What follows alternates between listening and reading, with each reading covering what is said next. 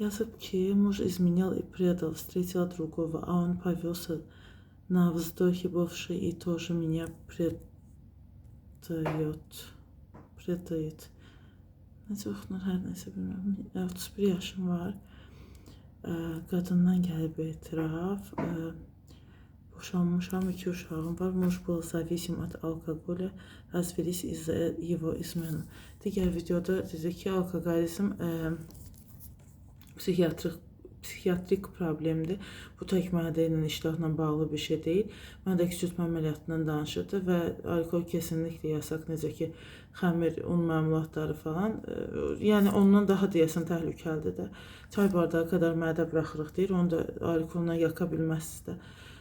Hələ mədə özünə gəlincə, nə bilim, yəni sağalınca da kəsirik zımba ilə, tikirik, neyinirik. 3də 1 hissəsini buraxırıq. Bir çay bardağı 2 köftə deməkdir. Onların köftələr balaca olur da. Yəni bir çay bardağı mədəyə, o deyir ki, kişilərə necə yetər də protein tozu, içinəsə enerji falan, o mədə ilə necə yaşanır. Sürekli ilk zamanlarda çox böyük kilolar kaybı olur. Nəsə də danışırdı, elirdi. İndi sözüm onda deyil. Biz etrafa qaydaq. Как-то развелись из-за его измены, когда все вскрылось, он не смог определиться и сделать выбор, погрузился в многомесячный запой. В итоге, прожив с ним 14 лет в браке, я ушла. Через полгода после развода у меня начались отношения с мужчиной. Yarısı bitdi etrafın vaxtının. Все казалось идеальным, столько внимания я не получала от мужа даже в начале наших отношений.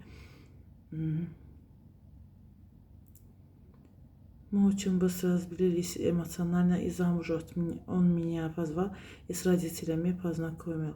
2 месяца все отлично, потом появилась его бывшая жена. После того, как узнала о наших отношениях, он тоже в разводе полгода. Прости, люблю, хочу вернуться. Он расстоял, говорил, что не может вычеркнуть ее из жизни и что я для него много значу. Сказал, нужно подумать. На следующий день бывшая передумала возвращаться. Мужчина извинился, мол, знал, что так будет, и повелся.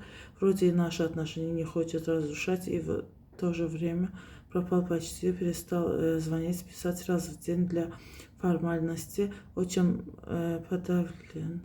Знаю, что звонит бывший, о чем разговаривать не знаю. И меня тоже что-то треснуло, отношения не получаются, больно. Очень взвесила вроде все за и против, упали розовые очки, понимаю, аргументов за то, чтобы прекратить отношения больше, чем за то, чтобы их сохранять, но не могу отрубить, скорее всего, из-за страха одиночества. Развод переживала тяжело, одна быть не хочу. Сейчас больно, почти как при разводе. 5-й день не могу есть, не могу ничего делать, лежу и ничего не хочу, не вижу смысла жизни.